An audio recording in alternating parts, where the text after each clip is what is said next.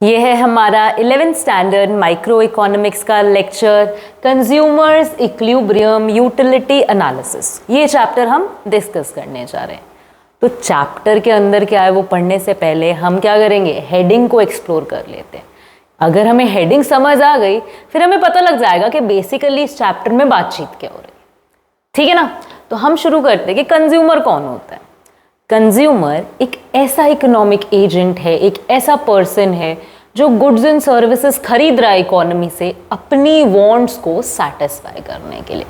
जैसे कि मैं कह सकती हूँ कि अगर मुझे भूख लगी है, मैं जाके कुछ ना कुछ फ्रूट्स खरीद रही हूँ, वेजिटेबल्स खरीद रही हूँ, तो मैं एक कंज्यूमर। कंज्यूमर की कभी भी ये सोच नहीं होती कि मैं आज अगर फ्रूट्स खरीद लूँ तो मैं इससे कुछ पैसे कमा पाऊँगा। ये किसकी सोच होगी? किसी प्रोड्यूसर, किसी सेलर की। एक कंज्यूमर की सोच क्या होगी कि मुझे चीज़ की ज़रूरत है, मैं क्या कर रहा हूँ, वो चीज़ खरीद रहा हूँ। तो ऐसा इकोनॉमिक एजेंट जो गुड्स एंड सर्विसेज को यूज़ कर रहा है अपनी डायरेक्ट सेटिस्फैक्शन ऑफ वांट्स के लिए। कंज्यूमर पता लग गया। अब नेक्स्ट हमारा शब्द क्या है? इक्विलिब्रियम। क्या होता है? इक्विलिब्रियम एक ऐसा स्टेट ऑफ बैलेंस होता है जहाँ पर कोई भी फोर्सेस जो हैं वो बैलेंस आउट करती है। हमारे लिए इक्विलिब्रियम क्या है? यहाँ पर एक कंज्यूमर के इक्विलिब्रियम की बात हो रही है, हाँ या ना? तो कंज्यूमर का इक्विलिब्रियम एक ऐसा पॉइंट होगा, एक ऐसी स्टेट होगी जहाँ पर कंज्यूमर मैक्सिमम सेटिस्फैक्शन डिराइव कर रहा है।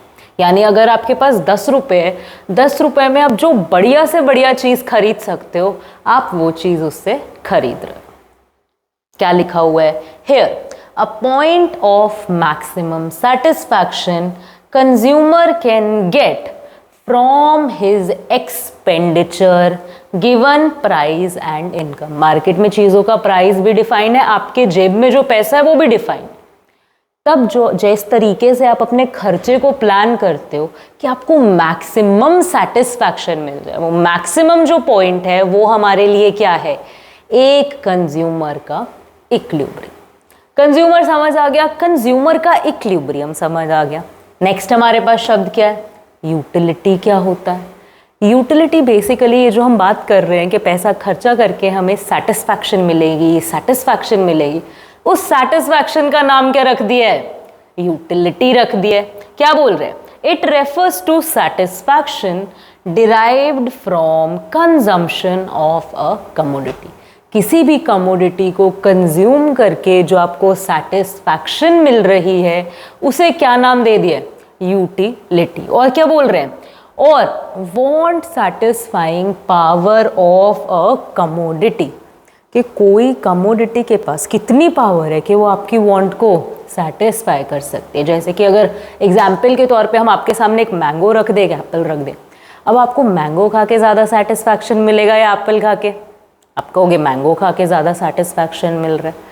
तो यहाँ पे हम क्या कह सकते हैं कि मैंगो की वांट सेटिस्फाइंग पावर ज़्यादा है, यानी मैंगो की यूटिलिटी क्या है? ज़्यादा है इन कंपैरिजन टू एप्पल। बोलो किसको बात समझ में आ रही है? छोटे छोटे टर्म्स है, सिंपल सिंपल हमें समझ आ गया कि कंज्यूमर क्या होता है, उसका इक्विलिब्रियम क्या होता है, यूटिलिटी किसे कहते हैं, और एनालाइज का क्या मतलब होगा कि जब हम चीज़ों को क्या करते हैं, नाप तोल करते हैं, उनकी जांच परख करते हैं, उसको हम क्या बोल देते हैं? एनालाइज। तो अगर हम इस चैप्टर की हेडिंग को एक्सप्लोर करें तो ये चैप्टर हमें क्या सिखाने वाला है कि कंज्यूमर का इक्विलिब्रियम हम कैसे ढूंढ सकते हैं, और ढूंढने का तरीका क्या होगा? यूटिलिटी एनालिसिस करके, उसकी यूटिलिटी की जांच पड़ताल करके हम क्या करेंगे? उसके इक्विलिब्रियम तक पहुंचेंगे। बोलो किसको बात समझ में आ रही है? चैप्टर का मुद्दा समझ में आ गया। अब हमें क्या काम करना है इस चैप्टर में? हमें सीखना है कि हम यूटिलिटी को कैसे यूज करें, और हमें सीखना है कि कंज्यूमर के इक्विलिब्रियम तक कैसे पहुंचे। तो शुरू करेंगे। यूटिलिटी को मेजर करने के, नापतोल करने के हमारे पास दो तरीके, एक कार्डिनल तरीका और एक ऑर्डिनल तरीका। कार्डिनल तरीका दिया था मार्शल ने। एल्फ्रेड मार्शल नाम का एक बंदा, वो क्या कहता कि देखो आपके पास एक एप्पल, एक मैंगो है, आप क्या करो, इनको नंबर दे दो। क्या करो? इनको सेटिस्फैक्शन को मेजर करना मुद्दा है ना, इनको क्या करो? नंबर दे दो। एप्पल को नंबर दे दो 10। एप्पल को क्या नंबर दे दो? 1 सेकेंड, कलर चेंज कर लेते हैं। एप्पल को क्या नंबर दे दो? 10 नंबर दे दो, और उसके बाद मैंगो को कितना नंबर दे दो, 20 नंबर दे दो। एप्पल को मिला 10, मैंगो को मिला 20, तो सेटिस्फैक्शन ज़्यादा कौन दे रहा है, मैंगो ज़्यादा दे रहा है, तो आप क्या करोगे, मैंगो को चूज कर लोगे। कार्डिनल तरीका हमें क्या सिखाता है कि आप जो भी आप जिस भी कमोडिटी को स्टडी कर रहे हो उसको कार्डिनल नंबर्स दे दो, 1 2 3 4 5, एंड फिर कंपेयर कर लो, जो आपको खरीदना है खरीद लो। क्या लिखा हुआ है, मार्शल, साथ साथ नोट्स बना लो ये नाम के, कार्डिनल तरीका किसका है, ऑर्डिनल तरीका किसका है। कार्डिनल तरीका बोल रहे हैं, मार्शल ने बोला, ऐसा ओपिनियन था मार्शल का कि जब आप यूटिलिटी को मेजर कर रहे हो ना तो उन्हें कार्डिनल नंबर्स दे दो, 1 2 3, नोन एज यूटिल्स। यूटिल्स क्या है, जैसे एक हम अगर डिस्टेंस मेजर कर रहे हैं 1 के साथ हम सेंटीमीटर, किलोमीटर, मीटर लगाते हैं ना कि ये डिस्टेंस का यूनिट है, वैसे यूटिलिटी या सेटिस्फैक्शन का एक यूनिट रख दिया, यूटिल्स। ठीक है ना, तो एप्पल से हमें कितना सेटिस्फैक्शन मिलेगा, 10 यूटिल्स का। मैंगो से कितना मिलेगा, 20 यूटिल्स का। इतनी बात समझ में आ रही, known as utils. This is cardinal measurement of utility. ये कार्डिनल तरीका है, नंबर देके मेजर करना। ऑर्डिनल तरीका क्या बोल रहा है, ऑर्डिनल तरीका बोल रहा है, पहली बात तो ऑर्डिनल तरीका दिया किसने था, हिक्स ने। ऑर्डिनल तरीका बोल रहा है, हिक्स बोल रहा है कि ये जो यूटिलिटी है इनको आप नंबर में मेजर नहीं कर सकते, can not be measured in the numbers. आप कैसे डिसाइड करोगे कि किसी चीज़ को 10 नंबर देना है या 20 नंबर देना है, आप तो ऐसे दे ही नहीं पाओगे, यानी कि आप कार्डिनल तरीका यूज कर ही नहीं पाओगे, ये तरीका तो गलत है। वो कह रहा है ये तरीका तो गलत है, फिर हम क्या करें, वो कह रहा है आप एक काम करो, चीज़ों को हाई या लो करके मेजर कर लो। जैसे मैंगो को बोल दो कि इसका सेटिस्फैक्शन क्या है, हाई है, एप्पल का सेटिस्फैक्शन क्या है, लो है, तो आप क्या चूज करोगे, लो सेटिस्फैक्शन या हाई सेटिस्फैक्शन, हाई सेटिस्फैक्शन। वो कह रहा है कि चीज़ों को रैंक दे दो, हाई लो बोल दो, नंबर्स मत दो। नंबर्स देना लॉजिकल चीज़ नहीं है, नंबर्स आप नहीं दे पाओगे, रैंक आप दे पाओगे। मुझे एप्पल ज़्यादा पसंद है, मैंगो उससे कम पसंद है, बनाना उससे कम पसंद है, एंड उसके हिसाब से आप कंज्यूमर के इक्विलिब्रियम तक पहुंचो। कैसे दोनों तरीके काम करेंगे, हम दोनों तरीके सीखेंगे। इस चैप्टर में हम कार्डिनल तरीके पे फोकस करेंगे, नेक्स्ट चैप्टर में हम ऑर्डिनल तरीके में काम करेंगे। दोनों चीज़ों को हम सीखेंगे एंड समझेंगे कि दोनों यूटिलिटी एनालिसिस करके, दोनों तरीके से हम अपने इक्विलिब्रियम तक कैसे पहुंच सकते हैं। समझ आ गया, हाँ या ना? चलो फिर अभी हम किस पे फोकस करने वाले हैं, कार्डिनल तरीके से, कि कार्डिनल तरीका कैसे काम करता है। हमें क्या पता है कि कार्डिनल तरीके में हम नंबर्स देने वाले हैं चीज़ों को, उनकी यूटिलिटी को मेजर करने के लिए, हाँ या ना? इतनी बात हमें पता है। यहाँ पे एक्स्ट्रा क्या लिखा हुआ है कि ये ओल्डेस्ट थ्योरी है डिमांड से रिलेटेड, जो कि हमें क्या करती है, बताने की कोशिश करती है कंज्यूमर के बिहेवियर के बारे में, कि कंज्यूमर कैसे बिहेव करेगा। कंज्यूमर के पास जो भी इनकम है, मार्केट में जो भी प्राइजेस चल रहे, उसको देखते हुए कंज्यूमर अपना खर्चा किस तरीके से प्लान करेगा कि मैं यहाँ पैसा खर्च करूँ, यहाँ करूँ, यहाँ करूँ, यहाँ करूँ, क्योंकि उसकी हमेशा सोच क्या होगी कि मैं अपनी सेटिस्फैक्शन को मैक्सिमाइज कर सकूँ, ज़्यादा से ज़्यादा सेटिस्फैक्शन को क्या कर सकूँ, डिराइव कर सकूँ। कंज्यूमर की ये सोच होगी। तो ये तरीका यूटिलिटी एनालिसिस का हमारे दो क्वेश्चंस को आंसर करेगा कि जो एक कंज्यूमर है वो कितनी क्वांटिटी खरीदेगा गुड की। एक एप्पल खरीद लिया, दूसरा एप्पल खरीद लिया, तीसरा एप्पल खरीद लिया, चौथा एप्पल खरीद लिया, पांचवा एप्पल खरीदेगा, सिक्स्थ एप्पल खरीदेगा, नहीं खरीदेगा या खरीदेगा। इस टाइप के हमारे जो सवाल है कि कितनी क्वांटिटी खरीदी जाएगी चीज़ों की, उसका जवाब देगा। और किस बात का जवाब देगा कि हम अपनी इनकम को कैसे एलोकेट करते हैं डिफरेंट गुड्स में, कि मैं एप्पल खरीदने में कितना पैसा खर्च कर रही हूँ, मैंगो खरीदने में कितना पैसा खर्च कर रही हूँ, कीवी खरीदने में कितना पैसा खर्च कर रही हूँ। किसको बात समझ में आ रही है मोटी मोटी? इन सवालों पे फिलहाल हम फोकस नहीं करेंगे, जब हम चैप्टर समझ लेंगे तो इन सवालों पे वापस आएंगे एंड फिर देखेंगे कि जो तरीका हमने सीखा क्या उनसे इन दोनों बातों का हमें जवाब मिला, हाँ या ना? किसको बात समझ में आ रही है?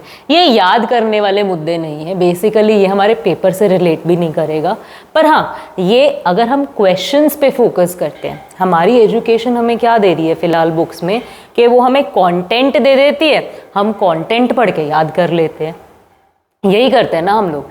लेकिन अगर उन कंटेंट से रिलेटेड हम क्वेश्चंस ढूंढ पाएँ तो हमें पता लगेगा कि जब वो पढ़ाई बनी थी, जब मार्शल ने तरीके ढूंढे थे, तो मार्शल के मन में कुछ ना कुछ सवाल आए होंगे ना कि ये चीज़ ऐसे क्यों हो रही है। फिर उसने ये तरीका इजाद किया तो उसे पता लगा अच्छा देखो ऐसा होता है ना, इसीलिए वैसा हो रहा है। इसको मोटी मोटी बात समझ में आ रही है कि अगर हम सवाल ढूंढ लेना जिनके जवाब आप पढ़ रहे हो तो आपका थिंकिंग लेवल बेटर हो जाएगा। किसको बात समझ में आ रही है? हम हमेशा क्या प्रॉब्लम सॉल्विंग के तरीके से पढ़ने की कोशिश करें, ठीक है। तो हमें प्रॉब्लम पता चल गई क्या है, हमें क्या फाइंड करना है कि कंज्यूमर कितनी क्वांटिटी खरीदेगा, और हमें क्या फाइंड करना है कि अपने पैसों से वो अलग अलग अलग अलग किन किन चीज़ों पे कैसे कैसे खर्चा अपना प्लान करने वाला, हाँ या ना। चलो फिर अब हमारे पास यूटिलिटी अप्रोच को पढ़ने के लिए कुछ टर्म्स आ जाएंगे। देखो यहाँ पर क्या हो रहा है समझ लीजिए, कोई हम एक एग्जाम्पल के तौर पर ले लेते हैं कि आप क्या कर रहे हो, आप आइसक्रीम खरीद रहे हो। क्या खरीद रहे हो? एक कंज्यूमर है जो आइसक्रीम खरीद रहा है, हम यूटिलिटी एनालिसिस कर रहे हैं आइसक्रीम का। आपने पहली आइसक्रीम खरीदी, उससे आपको कुछ ना कुछ सेटिस्फैक्शन मिली, यूटिलिटी मिली, ये यूटिल्स में आपके पास वैल्यू लिखी हुई है 10 यूटिल्स। फिर आपने सेकेंड आइसक्रीम खरीदी, फिर आपको कुछ ना कुछ सेटिस्फैक्शन मिली, फिर आपने थर्ड खरीदी, थर्ड से भी आपको कुछ ना कुछ क्या मिली, सेटिस्फैक्शन मिली। फिर आपने फोर्थ यूनिट खरीदी, फोर्थ यूनिट से भी आपको कुछ ना कुछ क्या मिली, सेटिस्फैक्शन मिली, हाँ या ना। चलो फिर अब हमें टर्म्स क्या पढ़नी है कि जब मैं पढ़ाई करने जाऊंगी कार्डिनल तरीके से तो मुझे टोटल यूटिलिटी भी क्या करनी पड़ेगी, देखनी पड़ेगी। क्या देखनी पड़ेगी? टोटल यूटिलिटी, कि इन सम टोटल मुझे सारी यूनिट्स को कंज्यूम करके कितनी यूटिलिटी मिली है। तो आप मुझे सिंपली बता दोगे 10, 10 + 8, 8 + 6, 6 + 4, कितनी हो गई टोटल यूटिलिटी? बताओ, कैलकुलेट कर लो। 10, 10 और 8, 28, हाँ या ना। इसको हम कैसे लिखेंगे? फर्स्ट की टोटल यूटिलिटी कितनी है? 10। सेकंड तक हमारी टोटल यूटिलिटी कितनी हो चुकी है? 10 + 8। थर्ड तक हमारी टोटल यूटिलिटी कितनी हो गई है? 18 + 6। किसको बात समझ में आ रही है, हाँ या ना? ऐसे आप लिख दोगे थर्ड का एंड फोर्थ का, एंड फाइनली हमारी फोर्थ यूनिट की कितनी आ गई है सेटिस्फैक्शन? 28 आ गई। किसको बात समझ में आ रही है कि ये आपका क्या बन गया है? टोटल यूटिलिटी का टेबल बन गया। एनालाइज कर लो एक बार इसे। किसको बात समझ में आ रही है, हाँ या ना? चलो अब हमारे पास क्या, एक तो हमारे पास टर्म आ गई टोटल यूटिलिटी, एक हमारे पास टर्म आती है मार्जिनल यूटिलिटी। अब मार्जिनल यूटिलिटी हमें क्या कहती है कि जैसे जैसे आप कोई भी यूनिट कंज्यूम करते हो उसके आपको कितना सेटिस्फैक्शन मिला। जैसे जैसे आप कोई भी यूनिट कंज्यूम कर रहे हो उससे आपको कितना सेटिस्फैक्शन मिला। आपने एक आइसक्रीम खाई, आपको कितना सेटिस्फैक्शन मिला? 10। आपने दूसरी आइसक्रीम खाई, आपको कितना सेटिस्फैक्शन मिला? 8। आपने तीसरी आइसक्रीम खाई, आपको कितना सेटिस्फैक्शन मिला? 6। आपने चौथी आइसक्रीम खाई, आपको कितना सेटिस्फैक्शन मिला? 4। यानी कि हर एडिशनल कंजम्पशन से मिलने वाली एडिशनल सेटिस्फैक्शन को हमने क्या नाम दिया? Marginal utility. देखो सिंपल सी बात है, मार्जिनल शब्द जब भी जहां भी यूज हो रहा है, मार्जिनल शब्द हमें क्या बताता है कि आप एक वैल्यू पर खड़े थे, अब आप दूसरी वैल्यू पर पहुंच गए तो आपके जंप की वैल्यू कितनी है। किसको बात समझ में आ रही है? पहले आप कहाँ खड़े थे? आप 10 पर खड़े थे, फिर आप 18 पर पहुंच गए, तो आपने कितने स्टेप्स जंप किया है? 8। फिर आप 18 पर खड़े थे, 18 से आप कहाँ आ गए? 24 पर आ गए। आपने कितने स्टेप्स जंप किए? 6। 24 पर खड़े थे, 28 पर जंप कर गए, कितने स्टेप्स जंप किए? किसको बात समझ में आ रही है कि हर एडिशनल स्टेप से जो हमें सेटिस्फैक्शन मिलेगा उसको हमने क्या नाम दिया है? Marginal utility. इतनी बात समझ में आ रही है? और हम एक बार इसकी डेफिनेशन देख लेते हैं, हमें बिल्कुल क्लियर हो जाएगा। क्या लिखा है देखो, टोटल यूटिलिटी क्या बोल रहे हैं, सम टोटल होगा यूटिलिटी का डिराइव्ड फ्रॉम कंजम्पशन, यहाँ पे पी मिस हो गया, कंजम्पशन के स्पेलिंग गलत हो गए हैं, consumption of all units of the commodity. जैसे जैसे आप क्या करते जा रहे हो, कमोडिटी कंज्यूम करते जा रहे हो, एक और कंज्यूम, एक और कंज्यूम, एक और कंज्यूम, उन सबसे मिलने वाली सेटिस्फैक्शन को जब मैं एक साथ जोड़ दूंगी तो मुझे किसकी वैल्यू मिलेगी, टोटल यूटिलिटी की। मार्जिनल यूटिलिटी क्या कह रहा है, it is additional utility derived from consumption of additional units of a commodity. यानी कि जैसे जैसे हम कंज्यूम करते जा रहे हैं उससे हमें हर स्टेप से जो यूटिलिटी मिल रही है, एक स्टेप मूव किए कुछ यूटिलिटी आई, एक स्टेप मूव किए कुछ यूटिलिटी आई, एक स्टेप मूव किए कुछ यूटिलिटी आई। मैं पहला एप्पल खा रही हूँ, मुझे कुछ ना कुछ सेटिस्फैक्शन मिलेगी, दूसरा एप्पल खा रही हूँ, कुछ ना कुछ सेटिस्फैक्शन मिलेगी। हर अलग एप्पल से मिलने वाली अलग सेटिस्फैक्शन को मैंने क्या नाम दे दिया, मार्जिनल यूटिलिटी। अब काफी हद तक बात क्लियर हुई, हाँ या ना? चलो फिर अब हम इसका एक और थोड़ा टेबल देख लेते हैं फिर से। क्या लिखा हुआ है, ये आपकी क्या है, टोटल यूटिलिटी है, ये आपकी क्या है, मार्जिनल यूटिलिटी है। अच्छा, हमने तो सिंपली समझ लिया है, हमारी बुक कई बार क्या करती है, इसका फॉर्मूला लिख देती है। फॉर्मूला भी कुछ नहीं है, जो हम कर आए हैं उसी को क्या कर देती है, न्यूमेरिक एक अच्छे लुक में रिप्रेजेंट करती है। टीयू का फॉर्मूला क्या लिख देती है, सिग्मा एम यू, यानी कि TU is equals to sum of marginal utility. हमने भी तो यही कहा है कि हर एडिशनल स्टेप से मिलने वाली यूटिलिटी को अगर साथ में जोड़ दोगे तो किसकी वैल्यू आएगी, टी यू की। मार्जिनल यूटिलिटी का फॉर्मूला क्या लिख देते हैं, M U is equals to T U N minus T U N minus 1। यार ये तो कंफ्यूज कर दिया, ये क्या बात हो गई? सिंपल सी तो बात है, टी यू एन समझ लो, एन में आप ये नंबर्स पुट करने वाले, तो हम कौन सा नंबर पुट करें आप बताओ? हम ये 2 पुट कर दें, सेकेंड यूनिट की चेक करें कि मार्जिनल यूटिलिटी कितनी आएगी, तो टी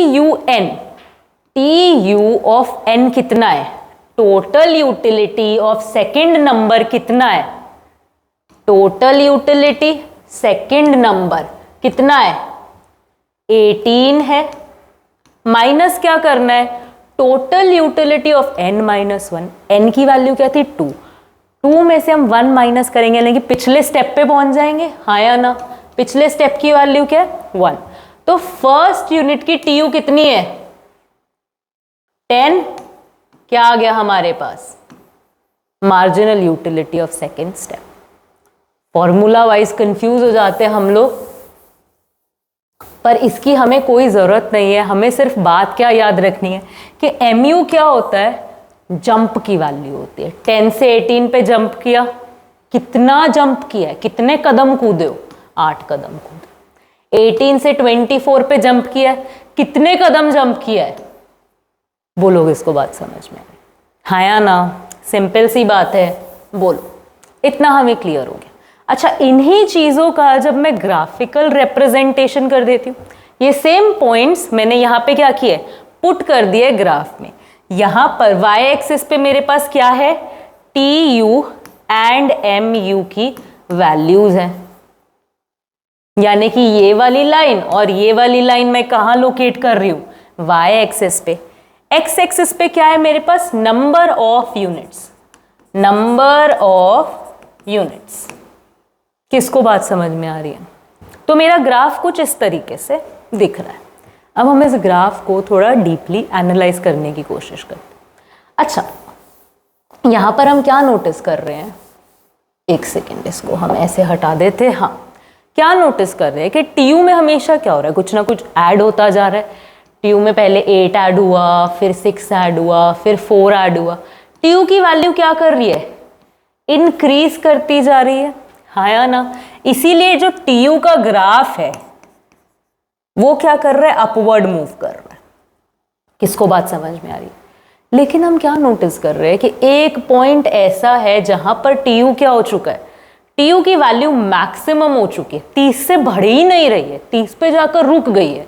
एंड उसके बाद टीयू की वैल्यू क्या कर रही है, डिमिनिश कर रही है। तो हमारा ग्राफ ये चीज दिखा रहा है, हाँ दिखा रहा है, ये देखो यहां पर जाकर टीयू की वैल्यू क्या हुई, मैक्सिमम हुई। एंड उसके बाद ग्राफ क्या करने लगा, डिमिनिश करने लगा। कॉरस्पॉन्डिंग एमयू का बिहेवियर भी देखते हैं। देखो क्या बोलना चाह रहा है कि एमयू क्या कर रहा है, गिर रहा है, हाँ या ना, गिरता जा रहा है। पर एक पॉइंट पर जाकर एमयू क्या हो गया है, 0 हो गया है। एंड उसके बाद एमयू क्या हो गया, नेगेटिव हो गया। टीयू का तो समझ में आ रहा है कि टीयू इंक्रीज क्यों कर रहा था, क्योंकि कुछ ना कुछ ऐड हो रहा था, ऐड हो रहा था, ऐड हो रहा था, ऐड हो रहा था। ये एमयू क्यों इंक्रीज कर रहा है, हर एडिशनल यूनिट से, कंजम्पशन से मिलने वाली सेटिस्फैक्शन घट क्यों रही है? सिंपल सा जवाब है कि एक कंज्यूमर क्या करता है, जैसे जैसे उसको चीज़ मिलती जाती है वो उस चीज़ से अकना शुरू कर देता है।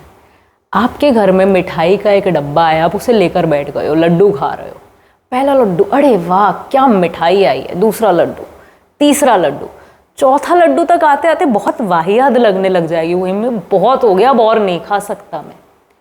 एक ह्यूमन का ये बिहेवियर है कि वो क्या करता है, जैसे जैसे चीज़ कंज्यूम करता जाता है उस चीज़ से अकता जाता है। कहीं भी लगा लो, आपकी मम्मी डेली आपके लिए पनीर की सब्जी बनाना शुरू कर दे, पनीर की सब्जी आपकी फेवरेट है, पर आप 1 हफ्ता, 2 हफ्ता, 3 हफ्ता पनीर ही बन रहा है, तो आप क्या करोगे, बस मम्मी यार कुछ और बना लो, बहुत पनीर खा लिया। किसको बात समझ में आ रही है कि अगर आप उसी पनीर की सेम सब्जी daily daily daily daily daily खा रहे हो तो आप कहीं ना कहीं उससे क्या हो जाओगे, अक जाओगे। इसी वजह से हर स्टेप से जो हमें सेटिस्फैक्शन मिल रही है वो कम है। यानी आपने एक दिन आलू का पराठा खाया बहुत बढ़िया, दूसरे दिन खाया बहुत बढ़िया, तीसरे दिन खाया ठीक है, चौथे दिन खाया ठीक है, 5वें दिन खाया खा लेते हैं, छठे दिन खाया मम्मी यार कुछ और बना लो, आलू का पराठा ही खाएंगे क्या, 7वें दिन बनाया तो गुस्सा करने लगोगे। किसको बात समझ में आ रही है? ऐसा क्यों, आप ये बिहेवियर क्यों शो कर रहे हो? क्योंकि जितना आलू का पराठा पहले दिन सेटिस्फाई कर पा रहा था, 9वें दिन उतना सेटिस्फैक्शन वो प्रोवाइड नहीं कर पा रहा है। इसीलिए हमारी मार्जिनल यूटिलिटी क्या करती है, जैसे जैसे हम चीज़ों को कंज्यूम करते जा रहे हैं हर एडिशनल स्टेप से मिलने वाला सेटिस्फैक्शन क्या कर रहा है, देखो घट रहा है। फिर भी अगर हम कंजम्पशन करते जा रहे हैं, घटी जा रहा है, कर रहे हैं, घट रहा है, कर रहे हैं, घट रहा है, कर रहे हैं, तो एक ऐसा पॉइंट आता है जहां पर, यहां पर वो पॉइंट क्या है, 6th यूनिट वो पॉइंट है जहां पर हम लोग बोलते हैं कि बस अब ये चीज मुझे सेटिस्फैक्शन प्रोवाइड नहीं कर रही। सेटिस्फैक्शन क्या हो जाता है उस चीज का, 0 हो जाता है। उसके बाद भी अगर कोई हमें खिला दे वो चीज तो हम उल्टी कर देते हैं, नेगेटिव हो जाता है वो, हमें सेटिस्फैक्शन की जगह डिससैटिस्फैक्शन प्रोवाइड करने लगता। एमयू का बिहेवियर किसको समझ आ रहा है? अब रिलेट करो, एमयू अगर 0 हो गया, हमने क्या बोला था कि टीयू क्या है, एडिशन ऑफ एमयू है, हाँ या ना? तो अगर एडिशन जहां तक 4 था, 2 था, तो टीयू में कुछ ना कुछ ऐड हो रहा था तो वो इंक्रीज कर रहा था। लेकिन जब 0 एमयू हो गया तो टीयू में कुछ ऐड हुआ? हाँ, टीयू में तो कुछ ऐड ही नहीं हुआ। यानी कि जब मैं 5th यूनिट पे खड़ी थी तो मुझे 2 सेटिस्फैक्शन मिला, टीयू में कुछ ऐड हो गया, हम लोग 30 पर आ गए। जब मैंने 6th यूनिट कंज्यूम की मुझे सेटिस्फैक्शन मिला ही नहीं, 0 है सेटिस्फैक्शन, तो टीयू में तो कुछ ऐड ही नहीं हुआ। जैसी मैं यहाँ पे थी वैसी ही मैं 6th यूनिट कंज्यूम करने के बाद हूँ। इसीलिए इस पॉइंट पर टीयू अपनी मैक्सिमम लिमिट रीच कर चुका है। इसके बाद भी अगर कोई मुझे कंजम्पशन करा रहा है तो मैं डिससैटिस्फाइड हो रही हूँ, हाँ या ना? तो मेरी सेटिस्फैक्शन क्या हो रही है, घट रही है। इसीलिए मेरा टोटल सेटिस्फैक्शन क्या कर गया, डिक्लाइन कर गया। हमारा ग्राफ भी यही बोल रहा है। देखो ग्राफ क्या बोल रहा है कि सबसे पहले क्या होने वाला है, हमारा टीयू इंक्रीज करेगा, हाँ या ना? और मार्जिनल यूटिलिटी डिक्लाइन करेगी।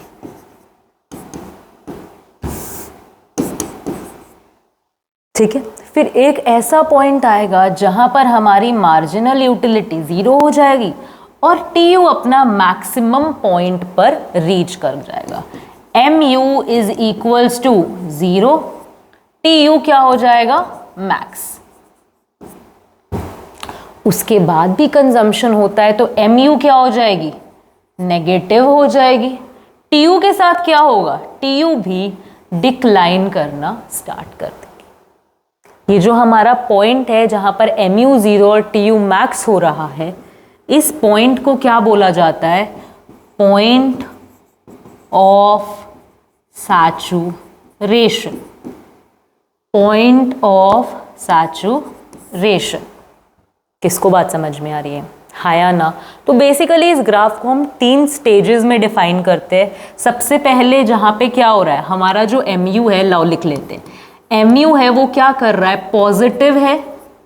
MU डिक्लाइन कर रहा है पर क्या है, पॉजिटिव है।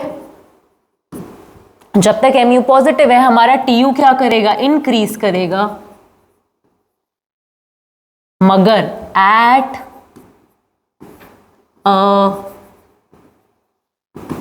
डिमिनिशिंग